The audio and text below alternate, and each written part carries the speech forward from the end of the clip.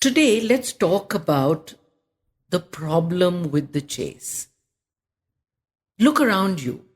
Everyone is chasing something. We're all running after something. And in order to address this, I want to talk first about how I helped myself.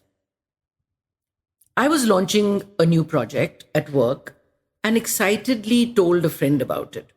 Her answer set me thinking and has stayed with me a long time. She said, "Be careful not to attach yourself to any outcome.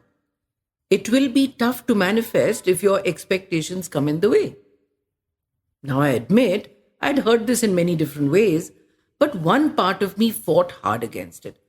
I thought, why shouldn't I want to strive for a successful outcome?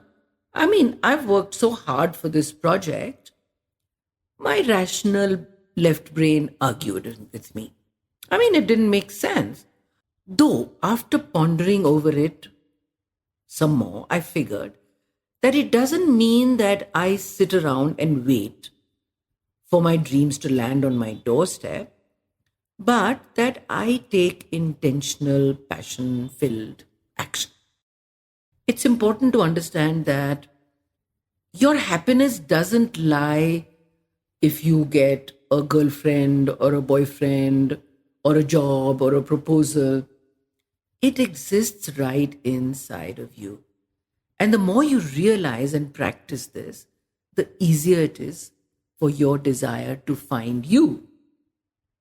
Then, just as I was pondering over this, quite mysteriously, a story I'd heard some time ago popped into my head. There's this guy whose passion is to catch and collect most unusual butterflies. He sees a mesmerizing golden brown colored butterfly and runs outside to catch it. He chases it round and over and here and there and puts up a net and tries everything. He just has to have it, and he's exhausted. He sits down on his patio, sweaty and feeling very dejected. And moments later, the butterfly slowly approaches him, flies round his head, and settles on his nose. Whoa! Now, in the culture that I grew up, I heard this all my life. I didn't understand it, but I heard it. What you want will find its way to you. Don't have expectations, just let it happen. Now, how much more evident could it get? Yet, because of our conditioning, we are programmed to expect a specific outcome, and we channel all our stress and anxiety towards it. By doing so, we actually make the outcome less likely to happen. We make it very difficult for ourselves, and we push it away and distance it from us. But the gurus say that, taking inspired action is where it's at.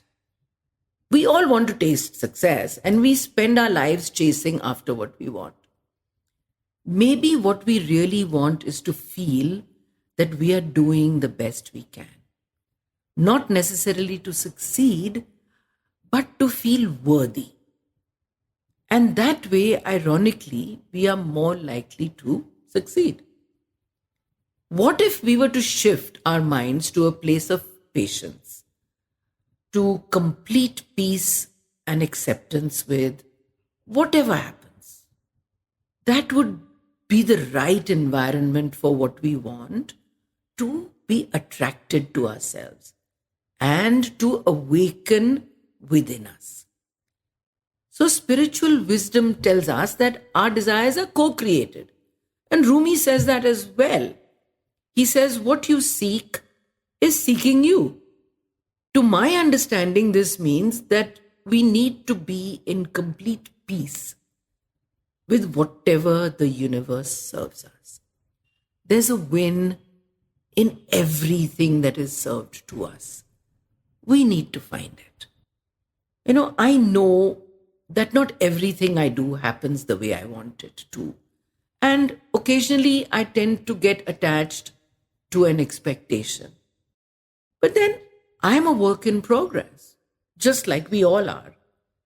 And while I can't turn back time and undo some unconscious mistakes, I care enough to learn and to improve going forward. And I do hope you are too. So cheers for now, and we'll talk soon again.